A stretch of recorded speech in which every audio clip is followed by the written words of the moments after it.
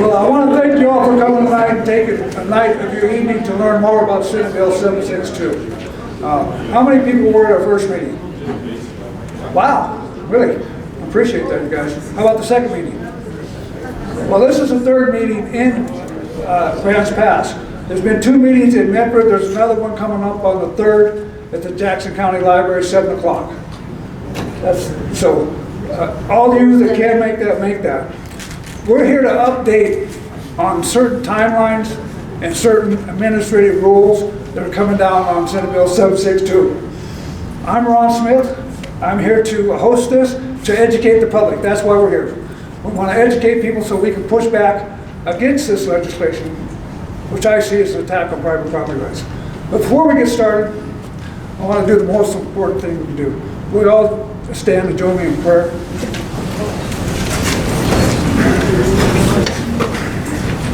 Heavenly Father, we thank you for this evening. We thank you for your hand of protection on everyone here coming and going. We thank you for your mercy and your grace upon America. We surely need it in this day and age. We thank you for your wisdom and guidance through these troubled times, and that we can stand unified as Americans, as Christians, as people who believe in you, God Almighty. So we thank you for this meeting tonight and the information we can share in the powerful name of Jesus Christ. Join me in a pledge, will you? I pledge allegiance to the flag of the United States of America and to the republic for which it stands, one nation, under God, indivisible, with liberty and justice for all. Thank you all. Take your seats. A little housekeeping. We're going to save some time at the end of this presentation for questions. Here's what I want. I want honest-to-goodness questions. I don't want you to get up and give me a rant. I don't want to get up and get a long, drawn-out statement. This is not a time for a soapbox. This is a time so people can get questions answered. So please, when that time comes, stick to a simple question that you're concerned about. At that time, if you have a question, we're going to have you bring up here, and you can stand just about where I'm standing and ask your question so everybody can hear. We'll try to do our best to answer.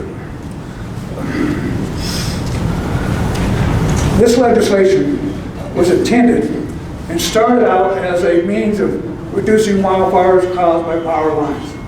Last night I was at Pacific Power had a meeting in that other room, the half of the room. There was a whole 24 people there. 24. 16 of those were not employed by Pacific Corp.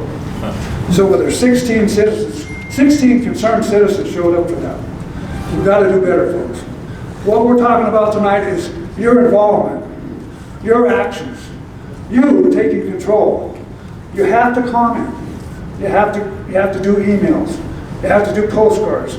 Because if you don't, we're going to get more legislation like this rammed down our throats.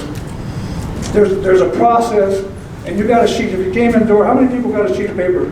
3 sheets of paper. Okay, read that one about consensus. Because that's what they use to bring this thing about. We are guaranteed in the Constitution a Republican form of government. That means a representative form of government. Consensus is not representing you.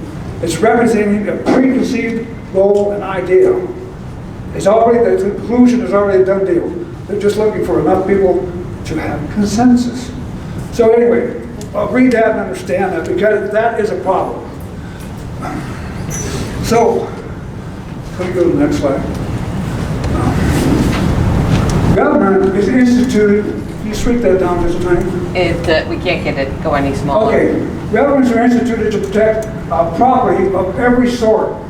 This being the just cause of all government. The only reason we established government in the first place was to protect your property from roving gangs and thieves that wanted to take it from you. That's why we set up governments in the first place. If government doesn't create a safe environment and doesn't do public safety first, they failed. If they haven't protected your property, they failed. This Senate bill does not protect your property. It infringes upon your property rights and does absolutely nothing to reduce wildfires. Most wildfires start on federally controlled land. You felt that one about the map? Should have that close right there. if you look at these maps, the one on your guys' right over there, the green is Forest Service, the brown is BLM, Barrel Lam Engine.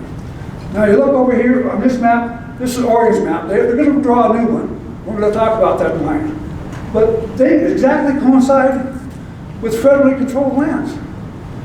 So there's nothing new there. In Senate Bill 762, not anything is required of the federal government to go out and manage their land and make it better, to reduce the fuels and thin the forest out, because that's where 90% of the fires are, and that's where they burn most of the land. There's really nothing that you as a property owner can do to stop wildfires. You can stop and maybe protect your home, maybe. And the Alameda fire, the Wind River fire, there was nothing anybody could do to stop that fire. Yet that Phoenix and Talent are low and moderate on the maps. But that fire was the emphasis for doing this legislation. Go to the next slide. These are some of the dreadful things in Senate Bill 762.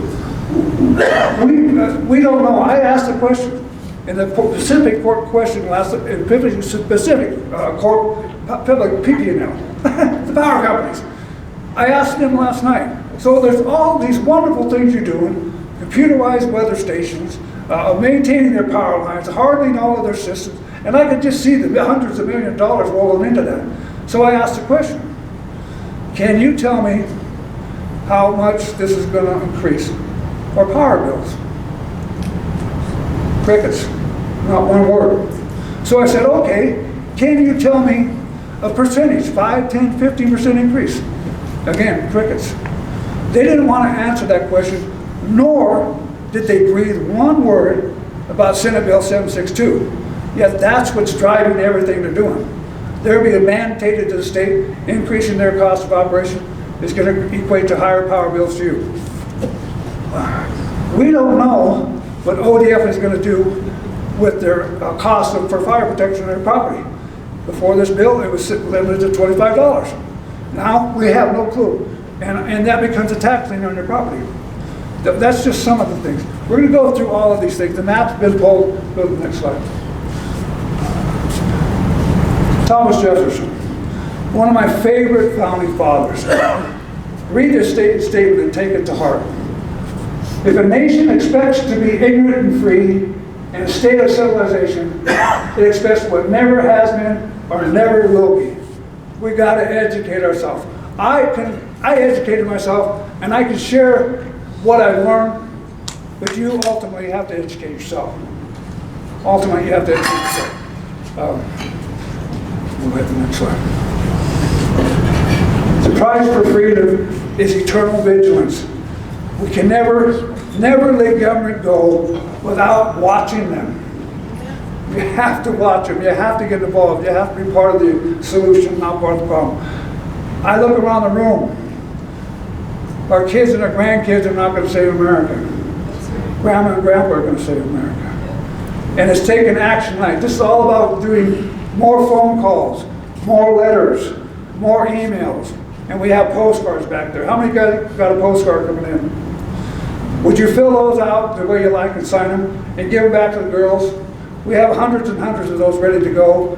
We're deciding who to target with those. So who's the biggest decision maker? Where's the biggest bang for our buck on those cards? Go ahead, go to the next slide.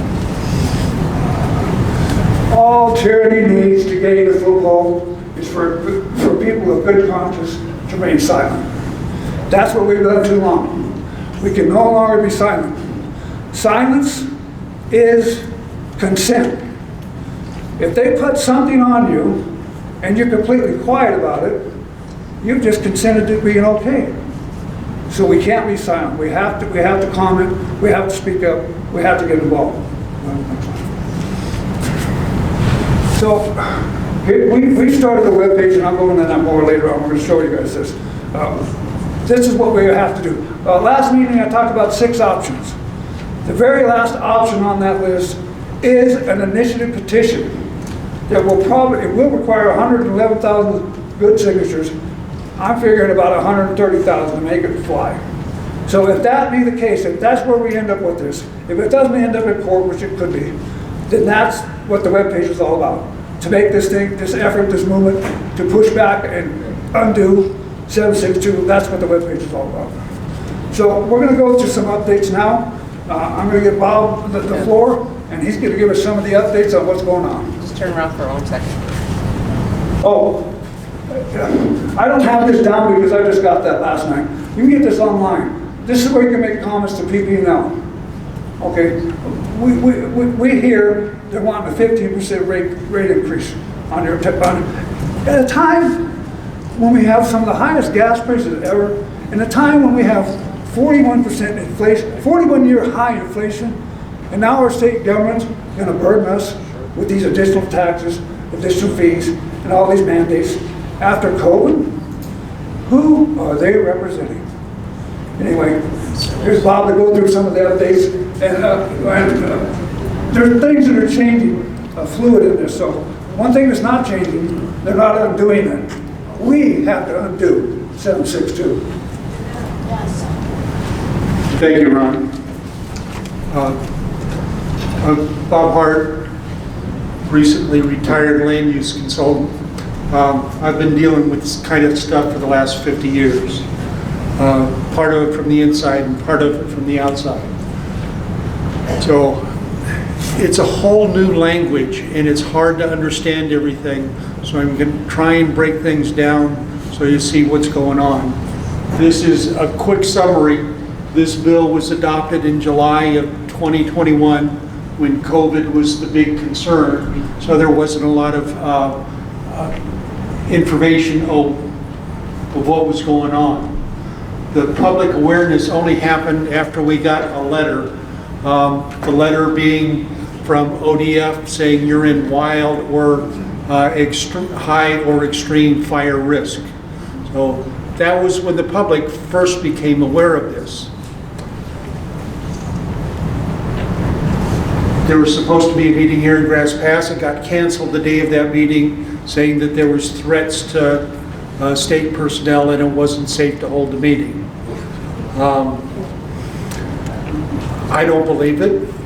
I think they were just too afraid to come face the public directly. The next meeting was the next night in Medford. They changed that to a Zoom meeting, so they didn't have to show up again.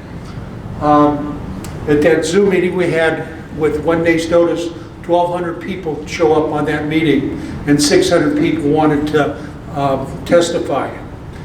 They finally heard the people be opposed to what's going on.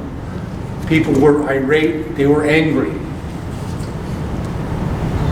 With that opposition, finally the state says, okay, we made some mistakes, we'll go back and redo it. And so they withdrew the map on the 4th of August. During this time, work is still going on. There's 11 state agencies involved in the whole program. Not everything is about the maps and not everything is an attack on private property. Some of the things are about having air shelters, so with people that have some kind of a health condition, they can get in out of the smoke. There's other programs for small woodland owners to try and clean up their properties and get grants to do some of that stuff. So some of the things in the bill aren't too bad, but the things that attack the personal property rights of individuals, that's the concern. Next slide. There was a news release from ODFW saying it's time to start talking about the revisions. And what they have come up with is that they are going to work from now until, next slide, now through February of 2023 on how to revise the map. They're supposed to come out and have meetings like they were supposed to do in the beginning. I know the state fire marshal, they sent somebody here. I know some people went to their meeting at the Grass Pass High School. A lot of people showed up. They moved it to the gym at the last minute where it was too hot, and they didn't have a good sound system, so a lot of people left in the middle of it. And they didn't want to talk about the map anyway. They couldn't defend their own program. But they said they're going to come out and try and do it right this time. I've got a bridge I'll sell you if you believe all this. So after they're supposed to talk with people, refine some things, figure out how they're going to justify the map, because most of the map was not done from going out and looking at the land. They did it with computer programs that some company put together, and they did review after review after review, put in different parameters and said, okay, this is the worst case scenario, so we're going to protect people at that level. So that's what's going on. They're supposed to come out with a new draft map March 1st of next year. So be on the look for that to come out. They're saying this is a draft. This isn't the final. They're going to do a draft that will be released next March. And then March through September, they're going to do more public outreach, engagement, and education. And this is one of the things that's always been a problem from my perspective. They keep saying they're going to do education, which means they don't trust you to be an adult and look at the facts. They're going to educate you and educate you and educate you until you get to their way of thinking. That's the concern that I have with the way they keep talking about this. So they're supposed to do more public outreach March through September of next year. And then October through December, they're supposed to release a final map, like they did the first one. Then it will start an appeal period. So if you disagree with the map, the way the legislation reads now, you'll have 60 days to show where they made mistakes. But they don't come out and tell you what factors they used so you can show them what the mistake is. It's going to be very difficult. It's like that catch-22, show me where I'm wrong, but I'm not going to tell you how I got there. So how you're going to justify it is going to be difficult, so we need to start pushing back now. Like I said, there's still 11 agencies that are still at work, building codes, state fire marshal, all that stuff is still going on. Next slide. There was a report that was just released the end of September from the Department of Land Conservation and Development. And this is an agency that I've been dealing with for over 40 years. And I don't trust them as far as I could throw them. They said in their proposal, we've got a few recommendations that we're going to go through. And you can try and do it 3 different ways to try and put it into perspective. You can have the counties voluntarily change their codes. We can mandate that they change their codes, or do a hybrid that they can do some on their own, and if we don't agree with them, then we'll tell them how they're going to do it right. And this is what they've done. They've come out and said, we're not going to try and tell people what they're going to do on an individual piece of property, but we're going to start with subdivisions. They're going to try and design them from Salem and tell people how to divide their property down here in the Grants Pass area. They have no idea what's going on down here. I got some kid that just got out of school, and he's sitting there with the book saying, here's what they're telling me we've got to do.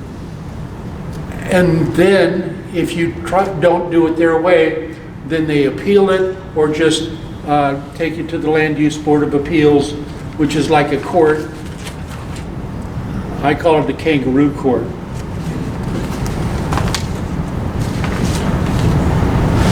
Next slide. They have 6 recommendations. Cities and counties do efforts to create wildfire adapted communities, which is a whole lot of rules, even more than what's going on with the defensible space stuff now. So they're trying to ratchet things up. That's always the way they do it. It's never gotten as easier to do things in Oregon in all the years that I've been doing this. It always gets more difficult, more complicated, and more expensive. Number 2, cities and counties assess and improve transportation networks for safe evacuation. That's true, and during a fire, you need to be able to get out of it, but they're talking about how they're going to come up with street standards. But while they're talking about this, it's street standards for evacuation, they're also talking about the whole thing of climate change, and we've got to reduce traffic, and so we're going to narrow streets down, and it's going to just make it more complex. They have competing things that it's just going to be worse. Number 3, review safe evacuation and efficient firefighting response. They'll make a recommendation on that, on how to do those. And city counties review and amend comprehensive plans to incorporate risk management requirements for new development. So they're going to say what you can do and what you can't do as you get into the higher risk areas like we have down here. They're going to put more and more restrictions on what you can do to develop your property. One of the biggest concerns I have is when they start getting into this extreme wildfire limitations to try and mitigate or reduce the exposure as much as possible, is if we do have a fire, they may say you can't build back there. That's a concern that I have, is if they come down and say, if you lose your house in a high or extreme area, you can't rebuild, you've got to move to town. That's the kind of things that they pull. They haven't said it blatantly yet, but this is the kind of thing that I've seen over the years. Number 5, cities and counties prepare for post-disaster recovery. And that's one of the things that they're trying to figure out now is like, how do you deal with Phoenix and Talent, where you have that many houses and you're doing FEMA trailers and things like that? That's not any way to live for a long period of time.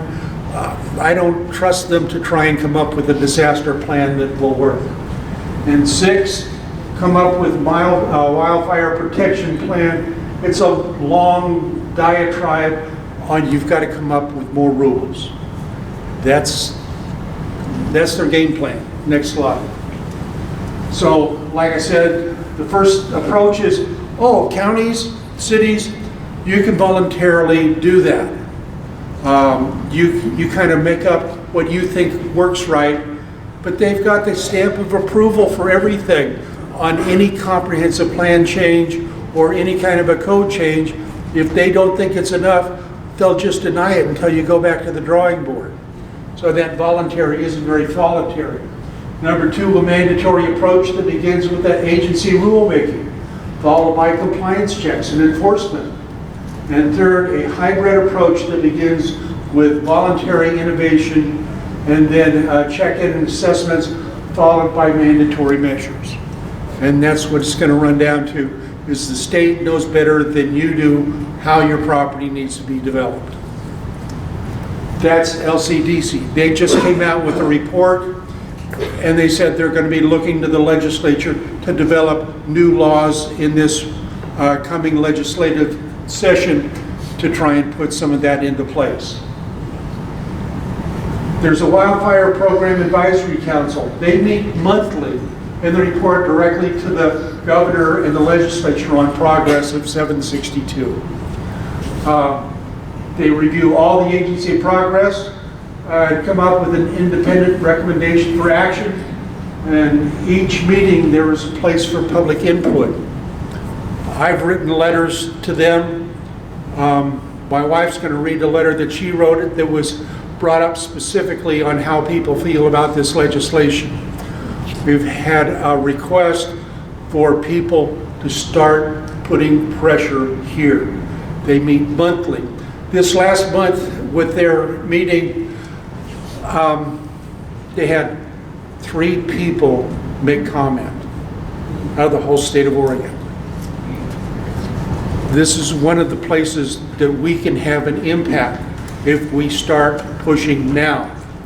I don't think that the agencies, well, non-governmental agencies that we have to deal with really understand how bad this is going to be if we start pushing back, because they pretty much control these kind of councils.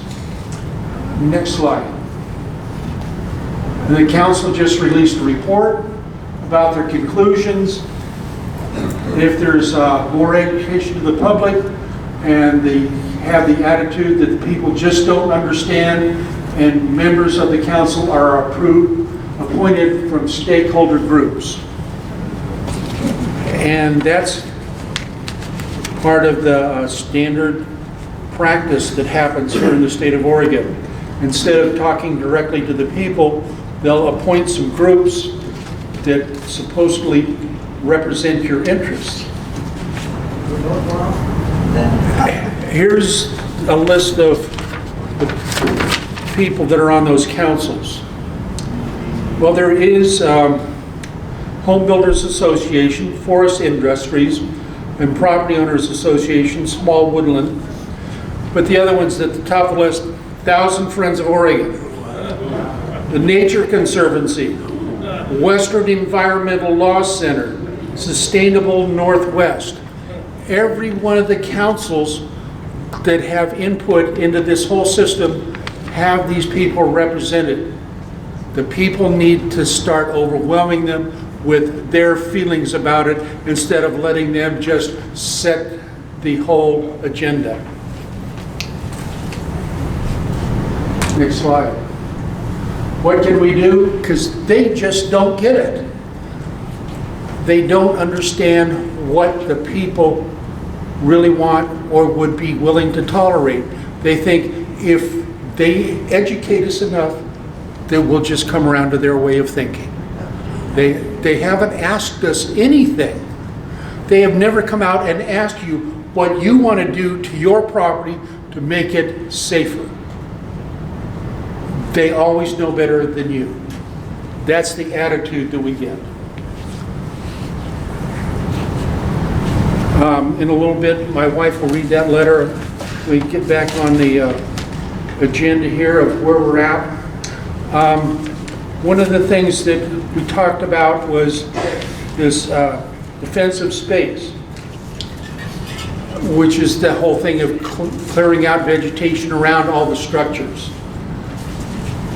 When the state fire marshal came and says, we'll come and work with people, you're not going to have to make it like a moonscape and clear all your property off. We're going to work with you. I wrote to the folks on defensive space because I said the way your code reads is you have to have space between tree crowns of at least 10 feet. I go, okay, what do you mean by tree crowns? They said, to the edge of where the limbs grow. So that's what you're going to have to do is between every tree, you're going to have a space of 10 feet. You can't have clusters of trees. They said, oh no, we're going to deal on that on a case-by-case basis. I go, if you're going to deal with it by a case-by-case basis, you need to put it in the law. Because the way the law reads, you can't do that. You may have one nice guy that says, I think that what you're doing looks fine. It's safe, it looks pretty, it's green, it's limbed up. I don't see where fires could be an issue, but you get somebody that doesn't know what they're doing and they've got a book in their hand and they read it word for word.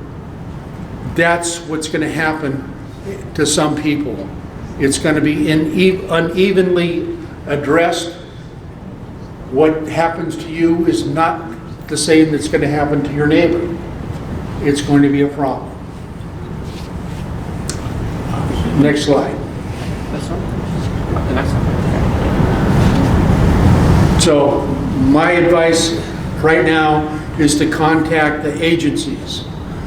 There was the list when you got your cards of all the agencies to contact. We're going to be putting that on the website. So you'll have access to that. So you can do that. If you need more cards, we have more cards back there, but letters are really helpful to do that kind of impact. You want to talk about the web page now? Thanks, Bob. We did a great job of tearing down this law. his background and plan, it really helps with building of what this actually means instead of all the gobbledygook. What you got to understand is administrative rules. Administrative rules. So a law gets passed by the legislature, that's not the end of it. Then it goes to the agencies who have to implement it, and they start the rule process.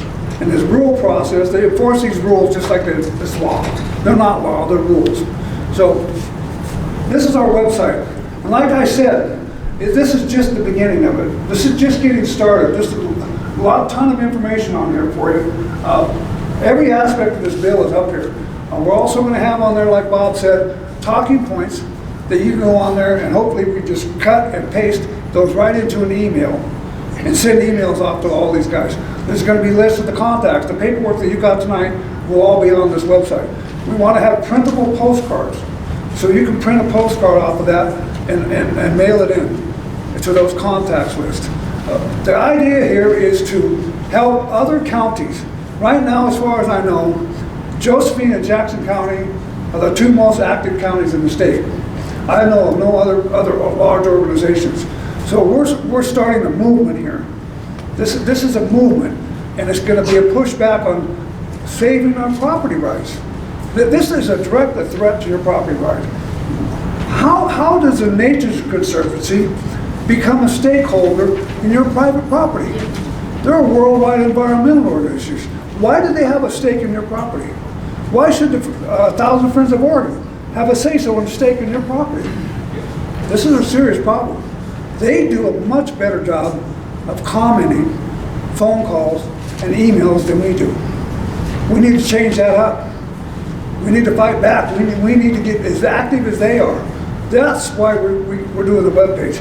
And I'd really like help, any donations you can put towards this.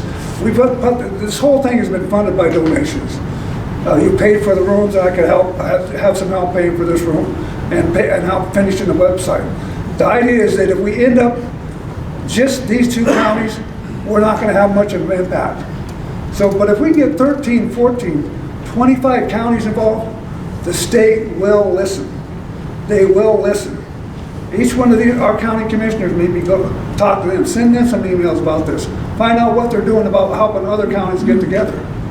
But the webpage is your guys' webpage. You guys help fund this webpage. This is a huge step in the right direction. So anything you do to help us push it farther, that's great. What else we got on here?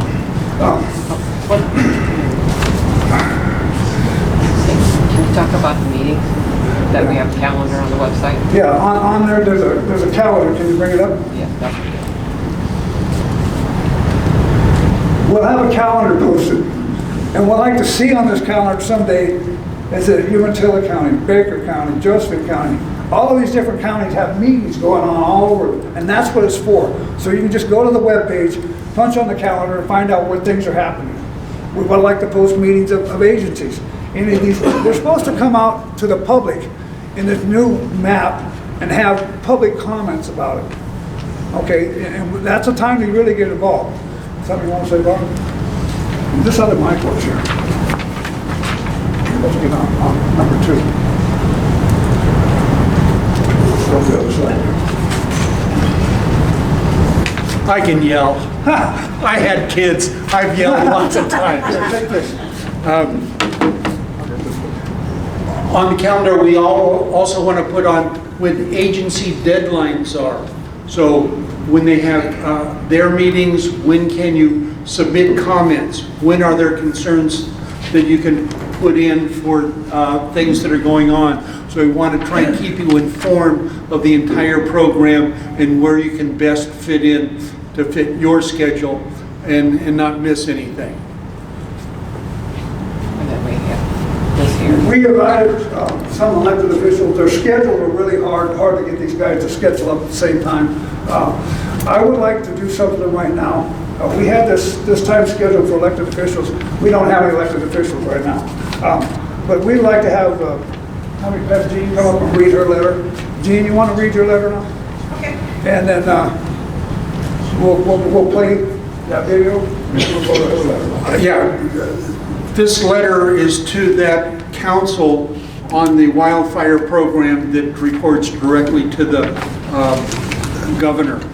One of the things I watched the Zoom meeting, and they called out Gene's letter specifically as something that is representative of the people's attitude to this whole program, and they need to pay attention. Okay, so I'm just a normal person like all of you guys, but I just want you to know that we all just need to play our own part. And things happen whether we know it or not. And sometimes it takes a while before you see something happen, but just keep doing what you know you're supposed to do. So here's my letter to the council. Dear council members, I'm writing in response to the implementation of SB762. I became aware of it after we received a letter saying we were being classified as extreme and in the WUI. I immediately began researching what the impacts of that would be to us. I was shocked at what I found. I had many discussions with my husband regarding why I was so upset about it. During those discussions, I discovered that there was no way I would be satisfied with any part of this bill and its implementation unless all mandatory enforcement and threats were completely removed and replaced with simple, common sense enticements to make changes, being requested rather than required. This bill crosses all demographics and has everyone who is impacted very upset. I think over the last couple of years, we have all had enough of mandatory governmental impositions to last us for a long time. Democrats as well as Republicans and independents have all been negatively affected by this legislation, and all are upset that no one knew about it until they got the letter, as it has become known. No one asked me for my opinion, but I'm going to give it anyway. I think the entire bill needs to be repealed. I think there should be no map which encourages discrimination by insurance companies. I think it could possibly be replaced with general education meetings in neighborhoods regarding levels of fire hazards, accompanied with suggestions on how to protect one's property, along with incentives to accomplish that. An idea would be a certificate of accomplishment that would be presented from the local fire district to one's insurance company for possible homeowner insurance discounts. Grants to help people do the work would be very nice as well, as tree removal is often about $1,000 per tree. As long as the state and federal governments are not required to thin and manage their part of this problem, it is dead wrong for you to put the burden on the back of private landowners. It does not matter what I do to my own property if I am close to BLM land which is unmanaged and gets hit by lightning. Upgrading my property will do nothing to change my designation as extreme on your risk map, ever. Never mind that 2/3 of my property has a flame length of 0 feet, and the rest, which is irrigated pasture, has a flame length of 2 to 6 feet. How they got that number, I will never know.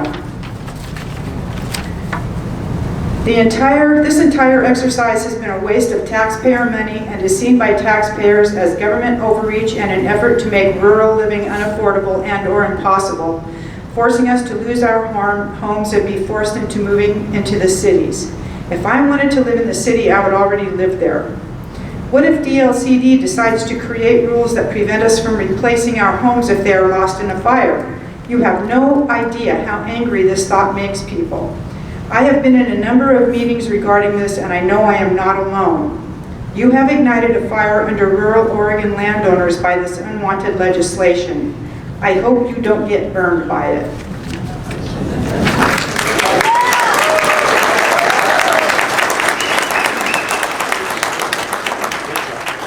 So I just want to say real quickly, we are all just one person. I'm just one person, you're just one person.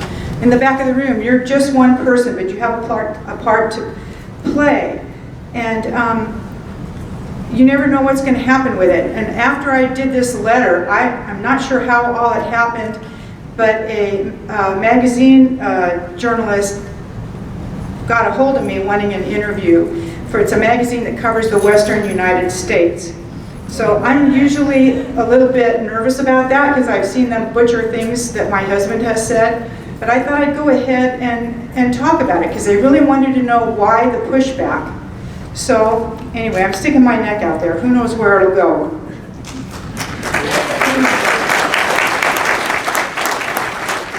And just little things. We had a neighbor that we just met recently, and so I talked to her about this. And this is something you all can do. Talk to one neighbor. talk to one person at church. This neighbor took a bunch of the cards, you know, those packets that we made out in the first couple of meetings. She took a stack of them to work and brought me back cards signed by 15 different people, just by me talking to one person. So you never know how far it can go. So everybody just step up and do your own little part. You can have a neighborhood barbecue and invite all your friends and neighbors, or your kids. If you're on Facebook groups, when you find out that we're having a meeting like this or something, post it to your Facebook groups. If you have Telegram friends, let them know. Just, we've got to get the word out, and if we each talk to one person, this room doubles. So, anyway, thank you.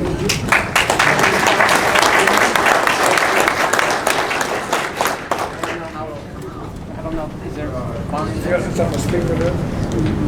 We didn't try that. We can try it. So that's a great letter, and that's the kind of letter that needs to be written. Letters that make impact. Tell them we do not consent, and we are not going to comply. Because this violates the Constitution, it violates our property rights. That's the kind of attitude we have to have. If we don't stand up, we're going to get mowed over. So, I have, can you bring that up to the video? It's right there. Okay, you got to understand, I think there was only seven in the House of Representatives that voted against this, and 6 in the Senate that voted against this. This is Art Robinson, he's our senator. He's one that voted against this. And I hope that video plays because it's very impactful. There's no volume on it. No volume? You gotta plug in. You gotta plug this in. Oh, I didn't know that. Then we got volume here.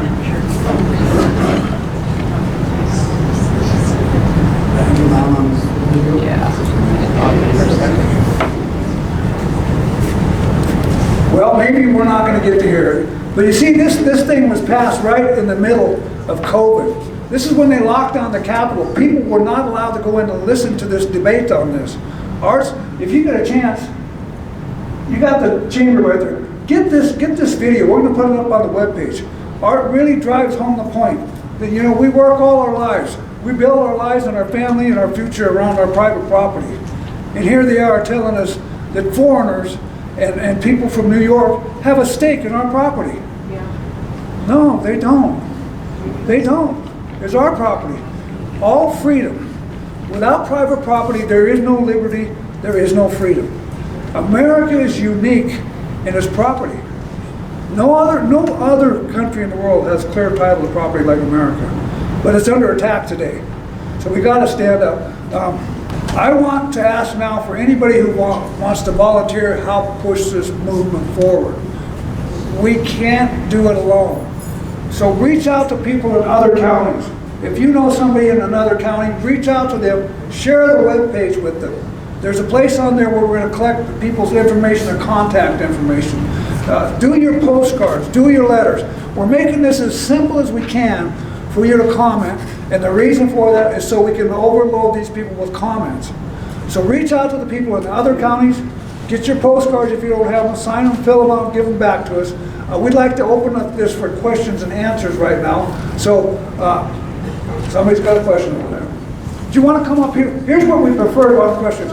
Anybody who has a question, can you come over here? We're going to put a mic in your hand and let you I talk. have a quick question.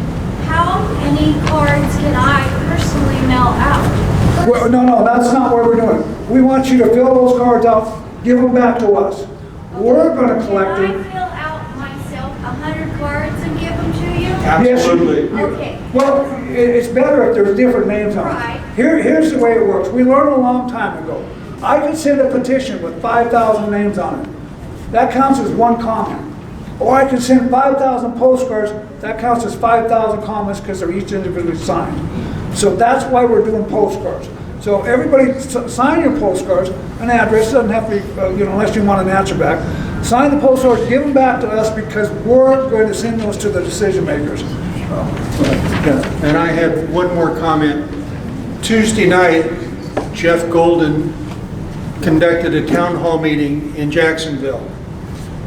He's trying to push back, trying to undo the work that's being done against this bill.